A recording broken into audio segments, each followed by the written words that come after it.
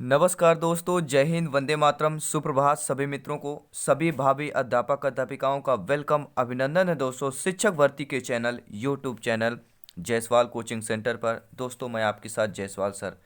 दोस्तों बात करेंगे हिंदी शिक्षा शास्त्र, हिंदी पेडागोजी का। आपका प्रैक्टिस सेट नंबर 11 है, क्लास नंबर 11 है और प्रत्येक क्लास में 15 बेहतरीन लाजवाब क्वेश्चंस प्रश्न होते हैं, जहां पर आपके सिलेबस एग्जाम पैटर्न पर हर एक प्रश्न को सेलेक्ट किया जाता है, क्योंकि सिलेक्शन यहां पर सर्वोपरि है। दोस्तों अगर आपने इतना पढ़ लिया, प्रत्येक क्लास के 15 प्रश्न, तो 15 में से 15 नंबर लाएंगे आप, बिल्कुल पक्का गारंटी के साथ लाएंगे। हर एक प्रश्न इंपॉर्टेंट है सिलेक्शन की दृष्टि से। दोस्तों आई होप किसी कारण की वजह से इसकी पिछले क्लासेज, पिछले सेट आप लोगों ने नहीं देख पाया है, तो यहाँ पर आई बटन पे लिंक आएगा, तो इस वीडियो को देखने के बाद आप लोग देख सकते हैं।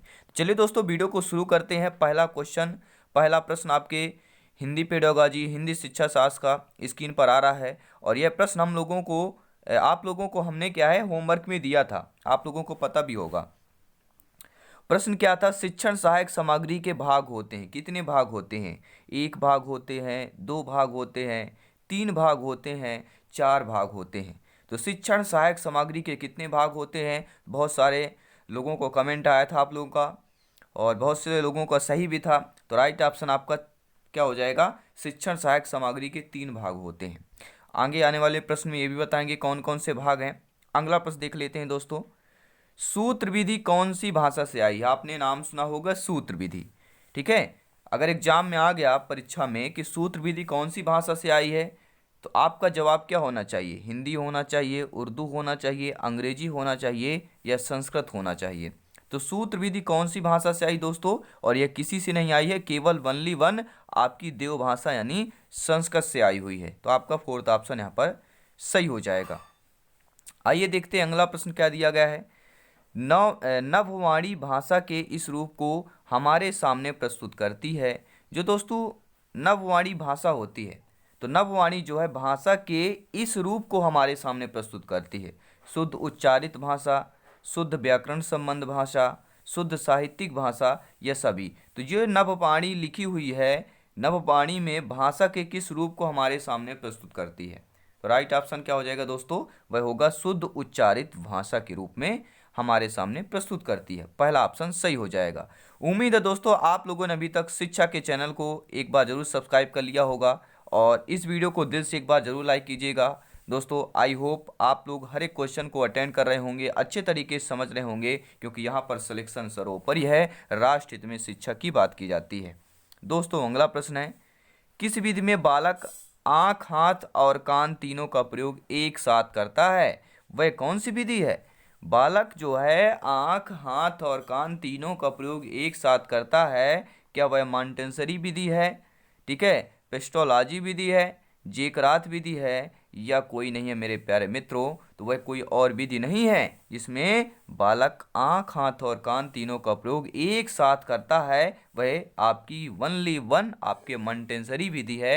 यहाँ पर पहला ऑप्शन आप लोगों का सही हो जाएगा। अगला प्रश्न देख रहे हैं दोस्तों, क्या दिया गया है? आ को आ उच्चारण करना दोष क्या होगा? कोई बालक या बालिका है, आप अध्यापक अध्यापिका पद पर नियुक्त हो गई, आप अध्यापक बन गए, शिक्षक बन गए, शिक्षिका बन गए। आपके कक्षा का एक बालक या बालिका आ को आ का उच्चारण कर रहा है, तो उस पर बालक का करना दोष क्या कहलाएगा? ज्ञान संबंधी दोष है, मनोवैज्ञानिक संबंधी, अभ्यास संबंधी, या ज्ञान विज्ञान संबंधी दोष होगा। तो कोई भी बालक बालिका आ को आ उच्चारण करता है, तो वह अभ्यास संबंधी वह दोष कहलाएगा। यहाँ पर तीसरा ऑप्शन सही हो जाएगा। आइए देखते हैं अगला प्रश्न। बालकों के लिए सबसे कठिन क्या है? बालकों के लिए सबसे कठिन क्या होता है? बोलना होता है, सुनना होता है, लिखना होता है, पढ़ना होता है। तो बालकों के लिए जो सबसे कठिन कार्य होता है, वह सर्वप्रथम क्या होता है भैया? लिखना कठिन कार्य होता है, ठीक है। और लिखना भाषा कौशल का अंतिम कौशल भी है। सुनना पहला कौशल है, ठीक है। सुनना, पढ़ना, बोलना, लिखना, तो लिखना आपका अंतिम कौशल है, जो बालकों के लिए सबसे कठिन होता है। अगला प्रश्न देख रहे हैं दोस्तों। बार बार प्रयोग करने पर यदि कोई परीक्षण समान परिणाम दे तो वह क्या कहलाएगा? आप लोग देखते होंगे लैब में बार बार हम प्रयोग कर रहे हैं, ठीक है। अगर हम बार बार वही चीज प्रयोग करें, परीक्षण हमारा क्या सेम आ रहा है, परीक्षण अगर हमारा समान परिणाम दे रहा है तो वह क्या वह जो बार बार प्रयोग करना क्या कहलाएगा, वैध कहलाएगा, विश्वसनीय कहलाएगा, व्यापक कहलाएगा या वस्तुनिष्ठ कहलाएगा। तो कोई भी प्रयोग है दोस्तों, यदि हम बार बार करते हैं, उसका परीक्षण जो परिणाम आता है समान एक रहता है, एक समान रहता है, तो वह क्या कहलाता है, वह विश्वसनीय कहला जाता है। राइट ऑप्शन आपका दूसरा यहाँ पर सही हो जाएगा। आइए देखते हैं अगला प्रश्न क्या पूछा जा रहा है। हर एक प्रश्न इंपॉर्टेंट है सिलेक्शन के दृष्टि से दोस्तों, आप लोगों को पता है, क्योंकि सिलेक्शन यहाँ पर सर्वोपरि है। सभी मित्रों को जय हिंद, वंदे मातरम दोस्तों। आइए दोस्तों अगला प्रश्न देख लें क्या दिया गया है। बाल उद्यान शिक्षण पद्धति के जन्मदाता हैं आपके पेस्टोलॉजी है, फ्रॉबेल यानी कि किंडरगार्टन है, मॉन्टेसरी है, एलन है। तो बाल उद्यान शिक्षण पद्धति के जन्मदाता आपके कौन है, तो कोई और नहीं, वनली वन फ्रॉबेल आपके कहलाते हैं बाल उद्यान शिक्षण पद्धति के जन्मदाता। राइट ऑप्शन आपका सेकंड हो जाएगा। आइए दोस्तों देख लेते हैं अगला प्रश्न क्या दिया गया है। मूल्यांकन प्रक्रिया को त्रिकोण में बांटा था। जो आपकी मूल्यांकन की प्रक्रिया है इसको त्रिकोण में यानी 3 कोणों में किसने बांटा था, ब्लूम ने, मन ने, प्लेटो ने या जॉन डेवी ने। तो मूल्यांकन की प्रक्रिया को त्रिकोण में बांटा था, किसने बांटा था भैया, ब्लूम ने बांटा था। क्या है, ब्लूम ने बांटा था। राइट ऑप्शन आपका फर्स्ट हो जाएगा। आइए देखते हैं अगला प्रश्न क्या दिया गया है। जब किसी प्रश्न का उत्तर सभी छात्र द्वारा सही दे दिया जाए तो वह नहीं होगा। यानी कोई भी ऐसा प्रश्न जब आप पूछते हैं शिक्षक शिक्षिका होने के नाते अपने बालक से, शिक्षार्थियों से, तो उत्तर जो है वह प्रश्न का छात्र द्वारा जो दे दिया जाए, सभी छात्र अगर सही दे देते तो वह क्या नहीं कहलाएगा, विश्वसनीय नहीं होगा, वैध नहीं होगा, विभेदकारी या वस्तुनिष्ठ। देखिए दोस्तों, कोई भी प्रश्न अगर आप पूछते हैं और बालक आपका सही उत्तर दे देते तो वह विश्वसनीय भी होगा, वैध भी होगा और वस्तुनिष्ठ भी होगा, लेकिन विभेदकारी नहीं हो सकता। क्या होगा, यह विभेदकारी, क्योंकि सभी बच्चे वहाँ पे उत्तर एक साथ दे रहे हैं, सही दे रहे हैं, तो वह विभेदकारी आपका प्रश्न नहीं कहलाएगा। तो निगेटिव प्रश्न था और विभेदकारी क्या है, एक निगेटिव शब्द है, तो हम निगेटिव शब्द की तरफ जाएंगे। राइट ऑप्शन आपका तीसरा हो जाएगा। आइए देखते हैं अगला प्रश्न। शिक्षण में ब्लूप्रिंट क्या होता है। आपने ब्लूप्रिंट नाम सुना होगा, तो शिक्षण में ब्लूप्रिंट की भूमिका क्या होती है, यह ब्लूप्रिंट है क्या, शिक्षण की आधारशिला है, विद्यालय की आधारशिला है, छात्रों की आधारशिला है, प्रश्न पत्र निर्माण की आधारशिला है। तो ब्लूप्रिंट ये होता है, जैसे हम आपके 15 प्रश्न पेडागोजी के ला रहे हैं एग्जाम के पहले, तो क्या कहलाएगा, ब्लूप्रिंट कहला जाता है। ब्लूप्रिंट मतलब क्या होता है, प्रश्न पत्र निर्माण की आधारशिला की, मतलब इस प्रकार के प्रश्न आएंगे, ये कहलाता है आपका ब्लूप्रिंट। तो राइट ऑप्शन आपका फोर्थ ऑप्शन हो जाएगा। आइए देखते हैं अगला प्रश्न। पाठ योजना की पंचपदी प्रस्तुत किसने की थी। आपने नाम सुना होगा पाठ योजना की पंचपदी, प्रस्तुत करने वाले कौन है, तो बहुत ही सिंपल है, बहुत बार आपके शिक्षक भर्ती में पूछा गया प्रश्न है, तो सभी लोग जानते हैं हर्बर्ट है। ठीक है, पाठ योजना पंचपदी किसने प्रस्तुत की, तो आपके हर्बर्ट ने प्रस्तुत की थी। राइट ऑप्शन आपका फर्स्ट ऑप्शन के साथ चला जाएगा। चलिए देखते हैं अगला प्रश्न क्या दिया गया है। उपचारात्मक शिक्षण द्वारा जो है अध्यापक की गलतियों को दूर करना, छात्रों की कमियों का निदान करना है, छात्रों को ज्ञान देना है या छात्रों को औषधि ज्ञान देना है। तो उपचारात्मक शिक्षण क्या होता है, देखिए उपचारात्मक शिक्षण अध्यापक के लिए नहीं होता है, ना ही छात्र को ज्ञान देना हो कहलाएगा, ना ही छात्र को औषधि देना कहलाएगा। तो भैया क्या कहलाएगा, उपचारात्मक शिक्षण जो है छात्रों की कमियों का निदान करना है, उपचार करना है। अगर कोई भी कहीं भी चोट लग जाती है उसके लिए उपचार जाते हैं, डॉक्टर के पास जाते हैं, इलाज करता है, उपचार करता है, मलहम पट्टी करेगा। तो क्या हो जाएगा, छात्रों की जो कमियां होती है उसका निदान कर लेना, ठीक है, समाधान ढूंढना, वह उपचारात्मक शिक्षण कहलाता है। आइए देखते हैं अगला प्रश्न। निगमन विधि कौन सी कहलाएगी, मनोवैज्ञानिक विधि, अमनोवैज्ञानिक विधि, कुछ स्पष्ट नहीं कह सकते या सबसे अमानक हो जाएगा। तो निगमन विधि आपकी सभी लोग जानते हैं कौन सी कहलाती है, आपके सभी लोग कमेंट करेंगे निगमन विधि जो है कौन सी विधि कहलाएगी। इसका आंसर आप लोगों को कमेंट बॉक्स में बताना है और राइट ऑप्शन आपको क्या होने वाला है, मनोवैज्ञानिक विधि है आपकी, अमनोवैज्ञानिक विधि है, कुछ स्पष्ट नहीं कह सकते, यह सबसे अमानक कहलाएगी। राइट ऑप्शन क्या होने वाला है, नीचे कमेंट बॉक्स है, सभी लोग कमेंट करें। दोस्तों निगमन विधि जो है आपकी अमनोवैज्ञानिक विधि कहलाएगी। निगमन विधि अमनोवैज्ञानिक कहलाएगी क्योंकि यह वैज्ञानिक की जो सिद्धांत हैं उसके विपरीत कार्य करती है।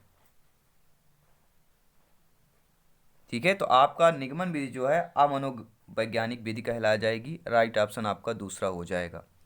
अगला प्रश्न देख रहे हैं दोस्तों, अभिक्रमिक अन्वेषण का प्रकार नहीं है। आप देखे होंगे अभिक्रमिक अन्वेषण के प्रकार आपने पढ़ा होगा, रेखी या साखी ये भी अभिक्रमिक अन्वेषण का प्रकार है, कंप्यूटर सहायक अन्वेषण ये भी प्रकार है, और मैथमेटिक्स, ये तीनों आपके अभिक्रमिक अन्वेषण के प्रकार हैं। लेकिन अनुरूपीय शिक्षा अन्वेषण करना यह आपको क्या है, अभिक्रमिक अन्वेषण का प्रकार नहीं है, क्योंकि यह अनुरूपी दिया हुआ है। तो राइट ऑप्शन क्या हो जाएगा, फोर्थ ऑप्शन हो जाएगा। उम्मीद है दोस्तों आप लोगों ने अभी तक वीडियो को दिल से लाइक किया होगा, क्योंकि जो चीज़ दिल से की जाती है भैया वह आपको सक्सेस की ओर ले जाती है, वह आपके सिलेक्शन की ओर ले जाती है। बहुत बहुत धन्यवाद सभी का वीडियो लाइक करने के लिए। अगला प्रश्न देख रहे हैं दोस्तों, बोलने में कठिनाई अनुभव करने वाले छात्रों को अधिक से अधिक बोलने व पढ़ने का अवसर मिलना चाहिए। उनके मन में भय एवं झिझक की भावना निकालनी चाहिए। जो भय और बच्चे में आप लोग देखते होंगे भय और झिझकपन होता है, तो शिक्षक क्या करें, उनके मन से ये भय और झिझकपन निकालना है। ठीक है, जो छात्र बोलने में कठिनाई का अनुभव करते हैं को अभ्यास जो है समुचित अवसर उपलब्ध कराना चाहिए, या उपरोक्त सभी। तो बोलने में जो भी बालक बालिकाएं कठिनाई अनुभव करने वाले छात्र छात्राएं होती हैं उनको क्या करना भैया, उनको अधिक से अधिक बोलने व पढ़ने का अवसर मिलना चाहिए। उनके मन में भय और झिझक की भावना को निकाल देना चाहिए। उनको अभ्यास को समुचित अवसर उपलब्ध कराना चाहिए। उपरोक्त सभी ऑप्शन होगा। ये सभी जो है आपके बोलने में कठिनाई अनुभव करने वाले छात्रों से संबंधित आपके होंगे। आइए दोस्तों अगला प्रश्न देख रहे हैं क्या दिया गया है। उपचारात्मक शिक्षण किस प्रकार का कार्य है? आदेशात्मक कार्य है, अनुदेशात्मक है, नकारात्मक है, सैद्धांतिक कार्य है। तो उपचारात्मक शिक्षण किस प्रकार का कार्य कहलाएगा? तो उपचारात्मक शिक्षण देखिए आदेशात्मक नहीं होगा, ना ही नकारात्मक है, क्योंकि नहीं लिखा हुआ, अगर नहीं होता तो आपका नकारात्मक होता। सैद्धांतिक भी नहीं है, तो उपचारात्मक शिक्षण किस प्रकार का कार्य कहलाएगा? यह एक अनुदेशात्मक कार्य कहलाएगा। क्या है? अनुदेशात्मक कार्य होगा। दूसरा ऑप्शन यहाँ पर सही हो जाएगा। हर एक प्रश्न दोस्तों इंपॉर्टेंट है सिलेक्शन की दृष्टि से, क्योंकि सिलेक्शन यहाँ पे सर्वोपरि है। राष्ट्र हित में शिक्षा की बात की जाती है। टेलीग्राम से जरूर जुड़ जाएं मेरे सभी प्यारे मित्र शिक्षक बंधु। आइए देखते हैं अगला प्रश्न। उपचारात्मक शिक्षण का आधार निम्नलिखित में से कौन सा होता है? स्वपरीक्षण, पाठ्यपुस्तक परीक्षण, निदानात्मक परीक्षण या व्याख्यान परीक्षण। तो उपचारात्मक शिक्षण का जो आधार पूछा गया है, न्यू पूछा जा रहा है, तो वह निदानात्मक परीक्षण होता है। ठीक है, उपचारात्मक शिक्षण का आधार कौन सा होता है? निदानात्मक परीक्षण होता है। तीसरा ऑप्शन यहां पर सही हो जाएगा। आइए दोस्तों देख लेते हैं अगला प्रश्न क्या पूछा जा रहा है। अगला प्रश्न स्क्रीन पर आप लोग देख पा रहे हैं। प्राथमिक स्तर पर भाषा सिखाने की सर्वश्रेष्ठ विधि कौन सी होती है? हम प्राइमरी लेवल की बात कर रहे हैं। प्राइमरी लेवल स्कूल में जो है भाषा सिखाने की सर्वश्रेष्ठ विधि कौन सी होती है? बच्चों के साथ कविता गाना, बच्चों को कहानी सुनाना, बच्चों को पाठ्यपुस्तक पर आधारित वीडियो कार्यक्रम दिखाना, या बच्चों को भाषा का प्रयोग करने की विविध अवसर देना। तो प्राथमिक स्तर को भाषा सिखाना है तो सर्वश्रेष्ठ विधि और कोई नहीं, केवल बच्चों को भाषा का प्रयोग करने की विधि अवसर दे रहे हैं, तो बहुत ही बेहतरीन यह विधि होगी बच्चों को भाषा सिखाने से संबंधित। तो राइट ऑप्शन आपका फोर्थ ऑप्शन हो जाएगा। आइए दोस्तों देख लें अगला प्रश्न क्या पूछा जा रहा है। बच्चे प्रारंभ से ही एक भाषिक होते हैं, द्विभाषिक होते हैं, बहुभाषिक होते हैं, भाषा में कमजोर होते हैं। तो बच्चे प्रारंभ से क्या होते हैं दोस्तों? बच्चे प्रारंभ से बहुभाषिक होते हैं। राइट ऑप्शन आपका तीसरा ऑप्शन सही होगा। दोस्तों ये आपको देखिए आज के बेहतरीन 15 प्रश्न आपको कैसे लगे नीचे कमेंट बॉक्स में ज़रूर बताना, अपना फीडबैक जरूर देना है। और आज के लिए होमवर्क में है, और इस प्रश्न का जवाब जो है हम नेक्स्ट वीडियो में बताएंगे। होमवर्क क्वेश्चन है आपके लिए कि बालक को उसके वातावरण पर आधारित ज्ञान दिए जाने की विधि कौन सी होती है? जो बालक बालिकाएं होती हैं उसके वातावरण पर आधारित ज्ञान दिए जाने की विधि प्रयोगशाला विधि है, प्रदर्शन विधि है, अवलोकन विधि है, या उपरोक्त सभी होगा। नीचे आपको कमेंट बॉक्स में इसका आंसर बताना है। दोस्तों मैं हमेशा कहता हूँ कि सोच अच्छी होनी चाहिए, क्योंकि नज़र का इलाज तो मुमकिन है लेकिन नज़रिए का नहीं। उस जगह पर हमेशा खामोश रहो जहां दो कौड़ी के लोग आपकी हैसियत देखना चाहते हैं। खटकता तो हूँ उनको साहब जहां मैं झुकता नहीं, बाकी जिनको अच्छा लगता हूँ वह मुझे झुकने भी नहीं देते। जय हिंद, वंदे मातरम, धन्यवाद सभी का।